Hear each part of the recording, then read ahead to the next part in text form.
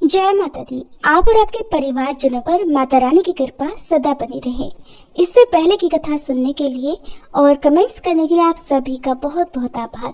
आज सुनिए देवी भागवत पुराण में आगे का वृतांत। व्यास जी कहते हैं, निशुंभ महान पराक्रमी योद्धा था। मरना या फिर विजय पाना दो ही काम सामने है, ऐसा निश्चय करके वह मोर्चे पर देवी के सामने जाकर डट गया। सेना को साथ लेकर वह पूरी तरह प्रयास कर रहा था। दैत्यराज शुंभ युद्ध कला का पूर्ण विद्वान था। वो भी अपनी सेना के साथ दर्शक बनकर युद्ध भूमि में आ गया। उस समय युद्ध देखने के विचार से इंद्र सहित यक्ष समूह और सभी देवता आकाश में उपस्थित थे और बादलों ने उन्हें छिपा रखा था। निशुंभ ने युद्ध स्थल में पहुंचकर अपना धनुष उठाया और भगवती जगदम्बिका के ऊपर बाण बरसाना आरंभ कर दिया। वह लगातार बाण चला रहा था। भगवती चंडिका ने उसे देखकर अपना श्रेष्ठ धनुष हाथ में ले लिया और फिर वे ऊंचे स्वर से बार बार अट्टहास करने लगी। फिर काली को संबोधित करके बोली, अरे इन दोनों की मूर्खता तो देखो।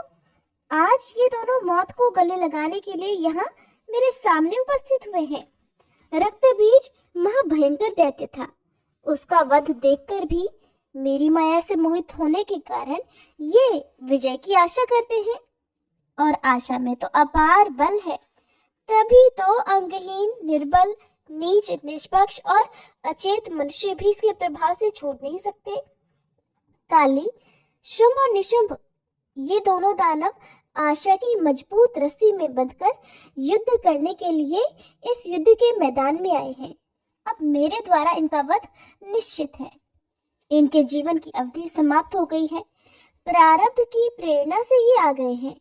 सभी देवताओं के सामने आज देखते ही देखते मैं इनका वध कर डालूंगी। व्यास जी कहते हैं, इस प्रकार कालिका से कहकर भगवती चंडी ने बाण उठाए और कानों तक खींचकर उनके द्वारा सामने खड़े हुए निशुंभ को ढक दिया। उस दैत्य ने अपने चमकीले बाणों से देवी के बाण काट डाले। फिर दोनों में परस्पर अत्यंत भयंकर युद्ध होने लगा। बलवान सिंह अपनी गर्दन के बालों को झाड़ता हुआ सैनिकों को इस प्रकार पकड़ रहा था जैसे हाथी गन्ने को पकड़ता है। सामने खड़े हुए दैत्यों को वह मतवाले हाथियों की तरह नाखूनों और दांतों के प्रहार से तोड़ मरोड़ कर खा जाता था। जब इस प्रकार सिंह द्वारा सेना चबा डाली गई, तब निशुंभ अपना सर्वोत्तम धनुष उठाकर दौड़ा। उसी के साथ अन्य भी बहुत सारे प्रधान दैत्य क्रोध में आकर देवी के ऊपर टूट पड़े। क्रोधवश दांतों से उनकी जीभें कटी जाती थी, उनके नेत्र लाल हो रहे थे। उसी अवसर पर शुंभ भी सैनिकों सहित सहसा आ गया और काली का परवार करके भगवती जगदम्बा को पकड़ने के लिए आगे बढ़ा।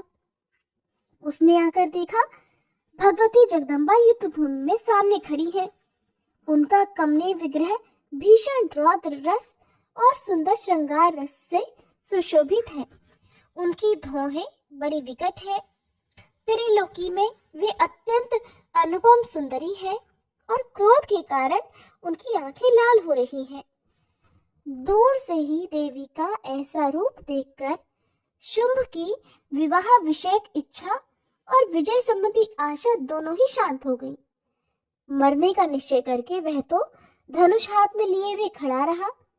तब देवी मोर्चे पर उपस्थित सभी दैत्यों को सुनाते हुए हंसकर शुंभ के प्रति इस प्रकार कहने लगी, अरे पामरो, अगर तुम जीने की इच्छा रखते हो तो अभी अस्त्र शस्त्र डालकर पाताल में या फिर समुद्र में चले जाओ, नहीं तो युद्ध भूमि में मेरे बाणों के प्रहार से निष्प्राण होकर स्वर्ग सिधारो और अनिश्चिंता पूर्वक वहां का सुख भोगकर सभी आनंद का अनुभव करो। व्यास जी कहते हैं, देवी की बात सुनकर अभिमान में चूर रहने वाला निशुंभ तेज धार वाली तलवार और अष्टचंद्र नामक ढाल लेकर दौड़ा। उसमें असीम बल था। उसने तुरंत तलवार से सिंह के मस्तक को चोट पहुंचाई। तब देवी ने अपनी गदा से निशुंभ की तलवार के प्रहार को रोककर फरसे से उसके कंधे पर चोट कर दी। उस महाभिमानी दैत्य का कंधा तलवार से आहत हो गया। फिर भी उसने उस पीड़ा को सहन कर चंडिका पर शस्त्र चलाना प्रारंभ रखा। तब देवी ने सबको भयभीत करने वाली अपनी घोर घंटा ध्वनि की। साथ ही निशुंभ का वध करने की इच्छा प्रकट करती हुई वे बार बार मधु पीने लगी। इस प्रकार अत्यंत भयंकर देवासुर संग्राम होने लगा। सभी परस्पर दूसरे को जीतने के लिए लालयित थे। मांस खाने वाले गीध और कौवे आदि पक्षी तथा कुत्ते और सियार प्रभृति भयंकर जानवर अत्यंत तृप्त होकर नाच रहे थे। उस समय दानवों के मृत शरीरों से तथा रक्त बहाते हुए हाथियों और घोड़ों की लाशों से पटी हुई वह युद्ध स्थली अनुपम शोभा पा रही थी। धाराशायी दानवों को देखकर निशुंभ के क्रोध की सीमा नहीं रही। अपनी भयंकर गदा लेकर वह बड़ी शीघ्रता के साथ देवी पर झपटा। अभिमान में चूर रहने वाले उस दैत्य ने गदा से सिंह के मस्तक पर प्रहार कर दिया। फिर गदा उठाई और हंसकर देवी पर प्रहार करने दौड़ा। अब देवी के मन में भी बड़ा क्रोध छा गया। निशुंभ सामने खड़ा होकर मारने को तत्पर खड़ा था। उसे देखकर भगवती जगदम्बा कहने लगी, मूर्ख, मैं तलवार चला रही हूँ। जब तक ये तेरे गले के पास ना पहुंच जाए तब तक ठहर जा, फिर तो तेरा यमराज के घर जाना सर्वथा निश्चित है। व्यास जी कहते हैं, इस प्रकार कहकर भीषण तलवार से भगवती चंडिका ने तुरंत निशुंभ के मस्तक को धड़ से अलग कर दिया। देवी के प्रयास से मस्तक कट जाने पर वह अत्यंत विकराल धड़ हाथ में गदा लिए देवताओं को भयभीत करता हुआ नाचने लगा। तब देवी ने अपने चमकीले बाणों से उस दानव के हाथ पैर भी काट डाले। अब पर्वत की तुलना करने वाला वह नीच दैत्य प्राणहीन होकर पृथ्वी पर गिर गया। उस दैत्य में अत्यंत भयंकर पराक्रम था। उसके गिर जाते ही सेना में भीषण हाहाकार मच गया। सैनिक भय से कांप उठे। सभी सैनिक रक्त से भीग चुके थे। हथियार फेंककर चिल्लाते हुए वे राजभवन पर जाकर ठहरे, क्योंकि इस बीच में शुंभ भी लौट गया था। तब शत्रु के संहार की शक्ति रखने वाले शुंभ ने आए हुए दैत्यों को देखकर उनसे पूछा कि अरे, निशुंभ कहाँ है और घायल होकर तुम्हारे भागने का क्या कारण है? शुंभ दानवों का राजा था। उसकी बात सुनकर भागकर आए हुए दैत्य नम्रता पूर्वक कहने लगे, राजन, आपके भाई निशुंभ प्राणों से हाथ धोकर युद्ध भूमि में सदा के लिए सो गए हैं। उनके जितने भी अनुचर थे उन्हें भी उस स्त्री ने मार डाला है। वहां के ये समाचार बताने के लिए ही हम आपके पास भागकर आए हैं। राजन, जिसने युद्ध के मैदान में निशुंभ को मार डाला है, उस चंडिका के साथ अब युद्ध करने का अवसर नहीं है। देवताओं का कार्य सिद्ध करने के उद्देश्य से ही ये कोई अद्भुत देवी प्रकट हुई है और समस्त दैत्य कुल का संहार करना ही इस देवी के अवतार का उद्देश्य है। ये निश्चित जान लेना चाहिए। ये साधारण स्त्री न होकर सर्वोत्कृष्ट शक्ति रखने वाली कोई महादेवी है। इसके चरित्र अचिंत्य है। देवता लोग भी कभी इसे नहीं जान सकते। तरह तरह के रूप धारण करने वाली ये देवी माया के रहस्य को सभी प्रकार से जानती है। इसके भूषण बड़े अद्भुत हैं। ये हाथ में सभी आयुध लिए हुए है। गूढ़ चरित्र वाली इस देवी को जानना साधारण बात नहीं है। महाराज, जान पड़ता है कि मानो कोई दूसरी काल रात्रि ही हो। सबके गुप्त रहस्य को जानने वाली वह पूर्णतामयी देवी सभी शुभ लक्षणों से संपन्न है और देवता भी आकाश में रहकर निर्भीकता पूर्वक उसकी स्तुति कर रहे हैं। व्यास जी कहते हैं कि भागकर आए हुए सैनिकों की ऐसी बातें सुनकर दैत्यराज शुंभ तुरंत उनसे कहने लगा। उस समय उसकी आंखें क्रोध से नाच रही थी। शुंभ कहने लगा, अरे मूर्खों, तुम्हारे मुख से इस प्रकार के खोटे वचन क्यों निकल रहे हैं? मुझे अपना जीवन प्यारा नहीं है क्या? भाइयों और मंत्रियों को मरवाकर निर्लज्ज होकर मैं भाग जाऊं? प्राणियों का शुभ और अशुभ अत्यंत बलवान काल के हाथ में है। ये सत्य है कि गुप्त रूप से सत्ता शासन करने वाला वह काल हटाया नहीं जा सकता। भला इस स्थिति में मुझे क्यों चिंता करनी चाहिए? जो होना है वो तो होकर ही रहेगा। काल जो कर रहा है वो करता रहे। जीने या फिर मरने की उलझन में पड़कर मेरा मन कभी चिंतित नहीं हो सकता। जो सभी देवताओं को जीतने वाला था, वह निशुंभ इस स्त्री के हाथों मर गया। रक्त बीज महान शूरवीर था, वो भी इस लोक से चल बसा। जब ये सभी मृत्यु के मुख में चले गए, तब अपनी कमनी कीर्ति खोकर मैं भी जीने की आशा क्यों करूं?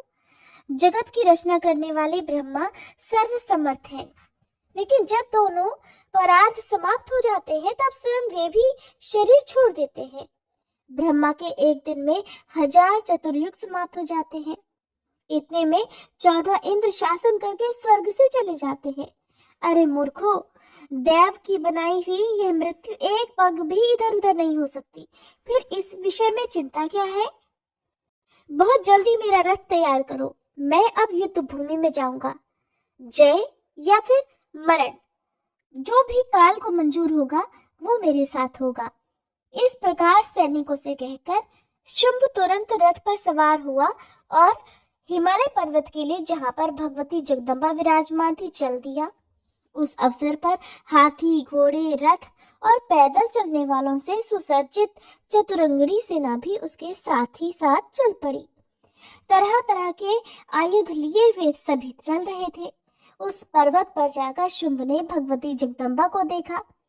उस समय सिंह पर सवारी करने वाली वे त्रिभुवन मोहिनी देवी एक परम सुंदरी स्त्री के रूप में विराजमान थी।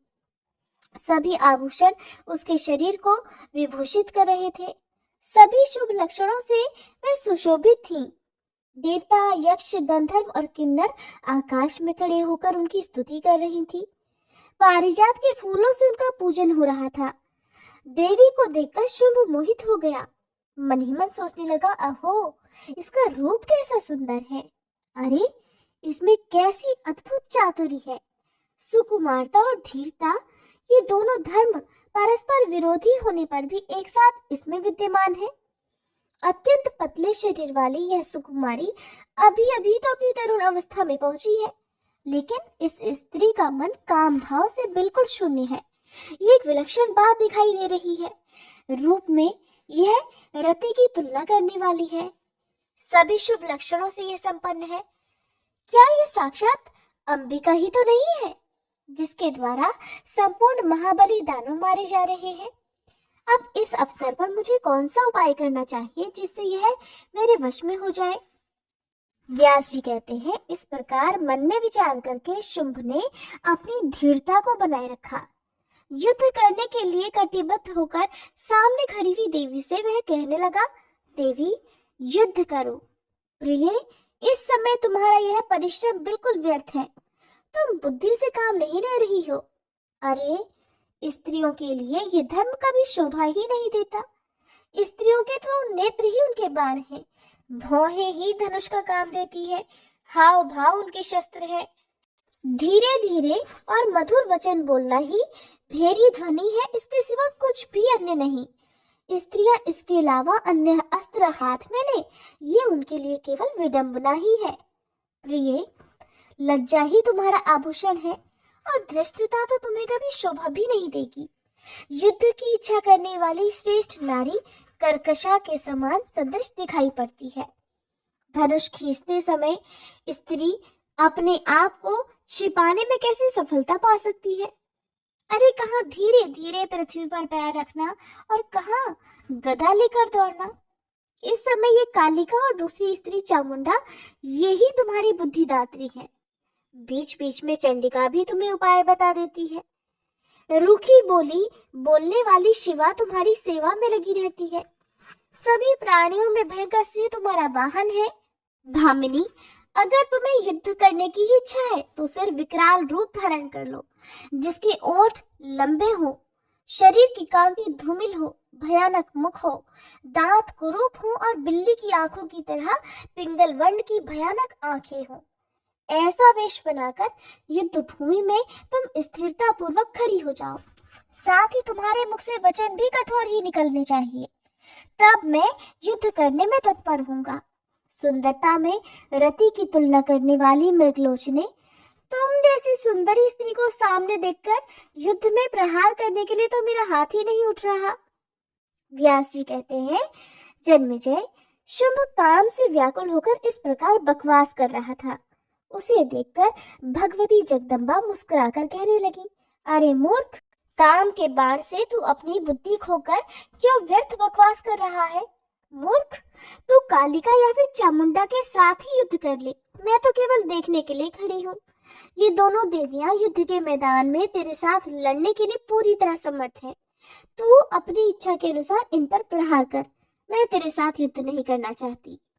इस प्रकार कहकर भगवती जगदम्बा ने मधुर स्वर में कालिका से कहा, कालिके, तुम कुरूपा के साथ लड़ने की अभिलाषा रखने वाले इस दैत्य को युद्ध में मार डालो। व्यास जी कहते हैं, कालिका स्वयं काल रूपिणी है, काल की प्रेरणा से ही उनका पधारना होता है। जगदम्बा की आज्ञा पाकर उन्होंने तुरंत ही गदा उठा ली और सावधान होकर वे मोर्चे पर डट गईं। अब दोनों में अत्यंत भयंकर युद्ध आरंभ हो गया। सभी देवता, महात्मा और मुनि यह दृश्य देख रहे थे। इसके बाद शुंभ ने गदा हाथ में लेकर उससे कालिका पर प्रहार कर दिया। तब भगवती कालिका भी दैत्यराज शुंभ पर बारंबार गदा का प्रहार करने लगी। दानव का स्वर्णमय चमकता हुआ रथ देवी की गदा से चूर चूर हो गया। चंडी ने रथ खींचने वाले गधे और सारथी के भी उसी क्षण प्राण हर लिए।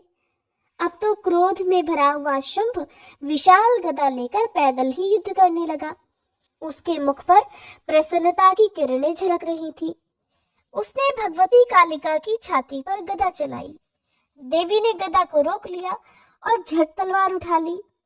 उससे शुंभ की बाईं भुजा को, जो चंदन से चर्चित और आयुध युक्त थी, शरीर से अलग कर दिया।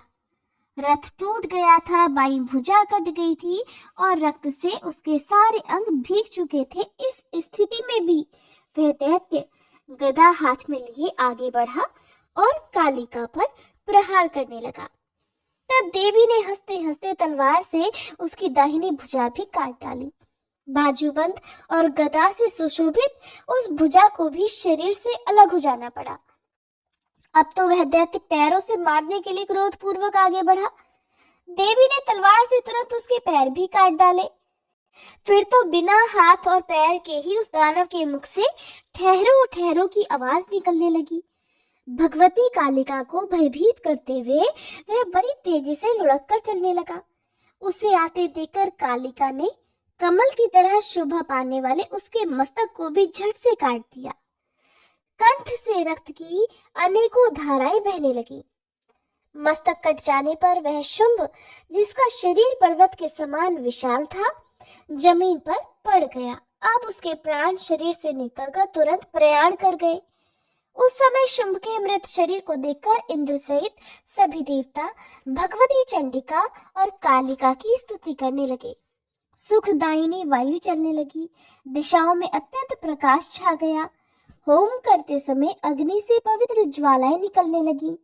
राजन, मरने से बचे हुए जितने भी दानव थे, उन्होंने भगवती जगदम्बा को प्रणाम करने के बाद अपने आयुध त्याग कर पाताल की यात्रा प्रारंभ कर दी।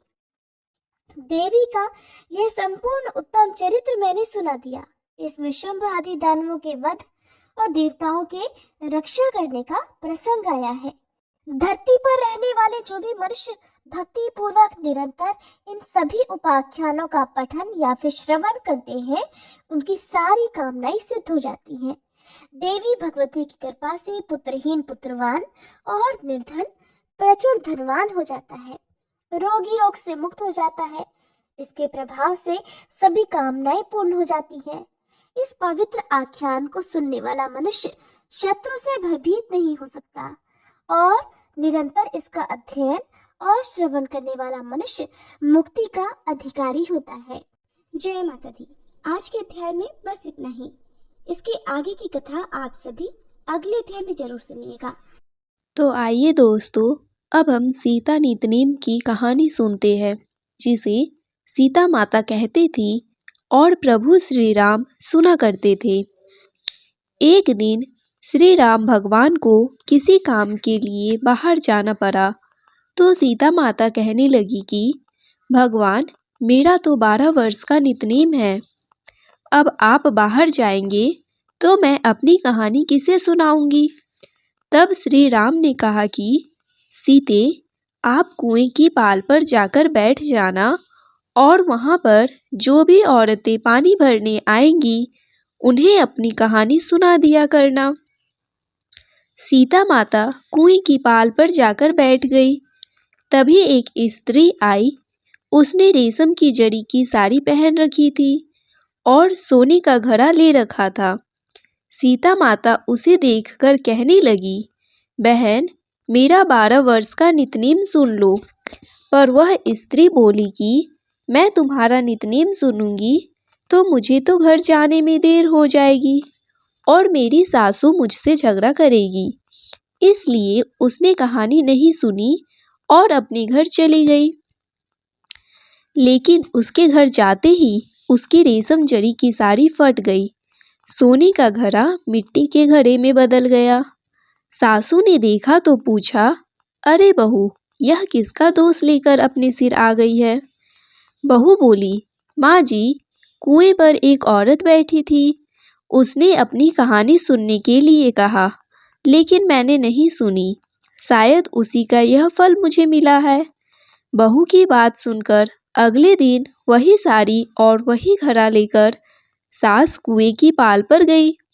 सास को वहीं पर सीता माता बैठी मिली तो माता सीता ने कहा, बहन, मेरी कहानी सुन लीजिए। सासू बोली, एक बार छोड़, मैं तो 4 बार कहानी सुन लूंगी। तब सीता माता बोली, राम आए, लक्ष्मण आए, देश के पुजारी आए, नित नीम का नीम लाए। आओ राम, बैठो राम, तभी रसोई जीमो राम।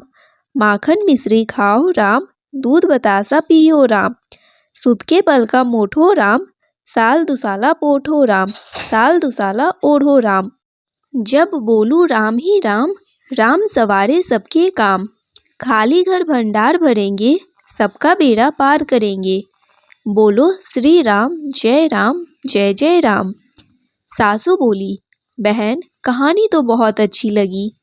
फिर कहानी सुनकर सासू घर चली गई और उसकी साड़ी फिर से रेशम जरी की बन गई। मिट्टी का घड़ा फिर वापस से सोने के घड़े में बदल गया। बहू ने देखा तो कहने लगी, सासू माँ, आपने यह सब कैसे किया। सासू बोली, बहू, तू दोष लगाकर आई थी और मैं अब दोष उतार कर आ रही हूँ। बहू ने पूछा कि माँ जी, वह कुएं वाली स्त्री कौन है। सासू ने बताया कि वह तो सीता माता थी। वह पुराने से नया कर देती है, खाली घर में भंडार भर देती है। वह लक्ष्मी जी का वास घर में कर देती है और मनुष्य की जो भी इच्छा हो उसे पूर्ण कर देती है। बहू बोली, माँ जी, फिर तो ऐसी कहानी मुझे भी सुना दो। सासू बोली कि ठीक है, तुम भी सुनो। फिर सास ने कहानी शुरू की। राम आए, लक्ष्मण आए, देश के पुजारी आए, नित नेम का नेम लाए। आओ राम, बैठो राम, तभी रसोई जीमो राम। माखन मिश्री खाओ राम, दूध बतासा पियो राम। सुत के पल का मोठो राम, साल दुसाला पोठो राम, साल दुसाला ओढ़ो राम। जब बोलूं राम ही राम, राम सवारे सबके काम। खाली घर भंडार भरेंगे, सबका बेड़ा पार करेंगे। बोलो श्री राम, जय राम, जय जय राम। कहानी सुनकर बहू बोली, माँ जी, कहानी तो बहुत अच्छी है। सासू ने कहा, ठीक है, अब से हम इस कहानी को रोज किया करेंगे। अब सास बहू रोज सवेरे उठती, नहाती धोती और पूजा करने के बाद नितनेम की सीता माता की कहानी कहती। एक दिन की बात है, उनके यहाँ पड़ोस की एक औरत आई और बोली कि बहन, जरा सी आँच तो देना। तो वह बहू बोली कि आँच तो अभी हमने जलाई नहीं है। पड़ोसन बोली, तो फिर तुम सुबह 4 बजे से उठकर क्या कर रही हो। तो उन्होंने कहा कि हम तो सुबह सुबह उठकर पूजा करते हैं, फिर सीता माता की कहानी करते हैं। पड़ोसन ने उनकी बात सुनकर फिर कहा कि सीता माता की कहानी कहने से तुम्हें क्या मिला। तब वे दोनों बोली कि सीता माता की कहानी कहने से घर में भंडार भर जाते हैं, सारे काम पूर्ण हो जाते हैं, मन की इच्छा भी पूरी होती है। पड़ोसन ने कहा, बहन अगर ऐसा है तब तो फिर मुझे भी कहानी सुना दो। तब बहू बोली कि ठीक है, तुम भी यह कहानी सुन लो। राम आए लक्ष्मण आए, देश के पुजारी आए, नित नीम का नीम लाए, आओ राम बैठो राम, तपी रसोई जीमो राम, माखन मिश्री खाओ राम, दूध बतासा पियो राम, सूत के बल का मोठो राम, साल दुसाला पोठो राम, साल दुसाला ओढ़ो राम। जब बोलूं राम ही राम, राम सवारे सबके काम, खाली घर भंडार भरेंगे, सबका बेड़ा पार करेंगे। श्री राम जय जय राम। पड़ोसन ने इस कहानी को सुना तो कहने लगी, बहन कहानी तो बहुत अच्छी लगी। अब वह पड़ोसन भी नितनेम सीता माता की कहानी कहने लगी। कहानी कहने से सीता माता ने पड़ोसन के भी धन के भंडार भर दिए। देखते ही देखते अब तो पूरे मोहल्ले में नितनेम की कथा चल पड़ी और हर किसी की मनोकामना पूर्ण होने लगी। हे सीता माता, जैसे आपने उन सभी के भंडार भरे वैसे हमारे भी भरना। कहानी कहने वाले, सुनने वाले और हुंकार भरने वाले सबके भरना। सभी प्रेम से बोलिए सीता मैया की जय। बंसी शोभित कर मधुर नील जलद तन श्याम, अरुण अधर जनु बिंब फल नयन कमल अभिराम, पूर्ण इंद्र अरविंद मुख पीतांबर शुभ साज, जय मनमोहन मदन छवि कृष्ण चंद्र महाराज।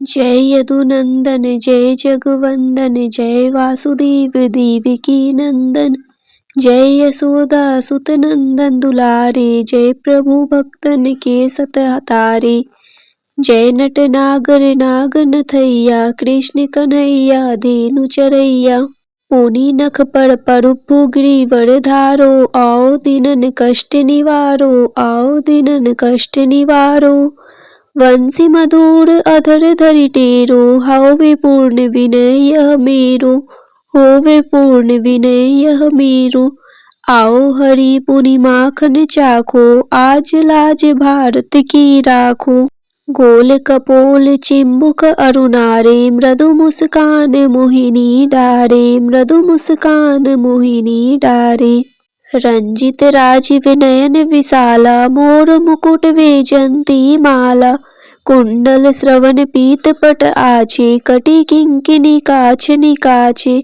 नील जलज सुंदर तनु सोहे, छवि लखी सुर नर मुनि मन मोहे, मस्तक तिलक अलग घुंघराले, आओ कृष्ण बांसुरी वाले, करी पय पान पूत नहीं, तारियो अकब कागा सुर मारियो, मधुवन जलत अग्नि जब ज्वाला, मैं सीतन लखतन ही नंदलाला, सूरपति जब ब्रिज चढ़यो रिसाई, मसर धार वारी वरसाई, लगत लगत ब्रज चहन बाहायो, गोवर्धन नखधारी बचायो, लखी यशोद्रा मन भ्रम अधिकाई, मुख मह चौहद भुवई दिखाई, दुष्ट कंस अति उद्यम मचायो, कोटि कमल जब फूल मंगायो, नाथि कालहिनी तुम तिलीनहा, चरण चिन्ह दे निर्भय किन्हे, करी गोपीन संग रास विलासा, सबकी पूरन करी अभिलाषा,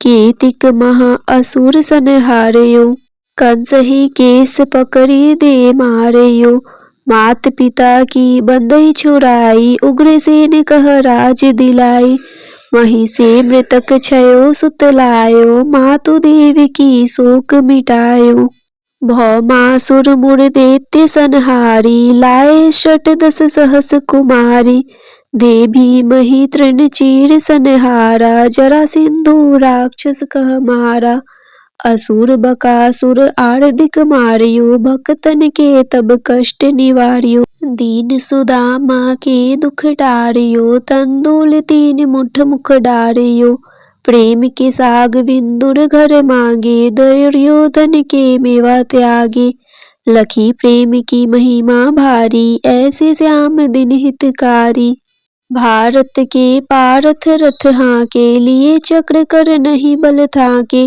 निज गीता के ज्ञान सुनाए भक्तन हृदय सुधा बरसाए। मीरा थी ऐसी मत वाली विष पी गई बजा कर ताली। रान भेजा सांप पिटारी सालिग्राम बने बनवारी।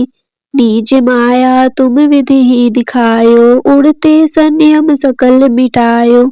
तब सत निंदा करी तत्काला जीवन मुक्त भयो शिशुपाला।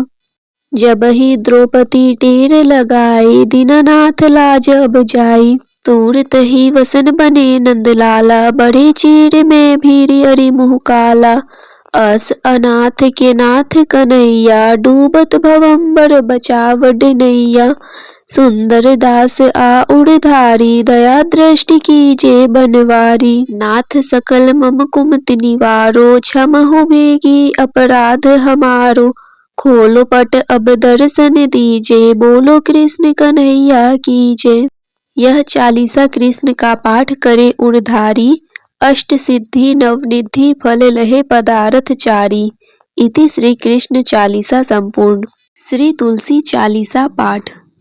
जय जय तुलसी माता सब जग की सुखदाता।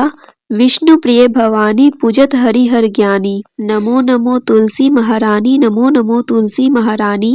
पाप नाशिनी पुण्य प्रदानी सब जग की हो सुखदानी। नमो नमो तुलसी महारानी सब जग की हो सुखदानी सब जग की हो सुखदानी। जय तुलसी जग की सुखदानी जय तुलसी जग की सुखदानी। पाप नाशिनी पुण्य प्रदानी सब जग की हो सुखदानी। पाप नाशिनी पुण्य प्रदानी सब जग की हो सुखदानी सब जग की हो सुखदानी। नर नारी जो तुलसी ध्यावे सब सुख संपत्ति पूर्ण पावे। लक्ष्मी रूप धरो तुम माता विष्णु प्रिय भव भवदाता। घर में तुलसी रहे निरंतर होए न दरिद्रता का अंतर। कृपा दृष्टि जब तुम कर देवी सब विपदा पल में हर लेती। तुलसी पूजन जो नर नारी करे सदा सुख संपत्ति भारी। कष्ट न आवे रोग न बाधा सदा रहे सुख सौख्य साधा। तुलसी माता की महिमा न्यारी महिमा गावे वेद पुरानी। राम नाम को करे प्रचार भक्तन को दे भव से पार। जो कोई तुलसी चालीसा गावे भक्ति भाव से शीस नवावे। उसके घर सुख शांति आवे कृपा तुम्हारी सदा लहावे। तुलसी माता की सदा करो वंदना शीस नवाए। तुलसी माता की सदा करो वंदना शीस नवाए। कृपा दृष्टि मुझ पर रहे संकट दूर भगाए। कृपा दृष्टि मुझ पर रहे संकट दूर भगाए।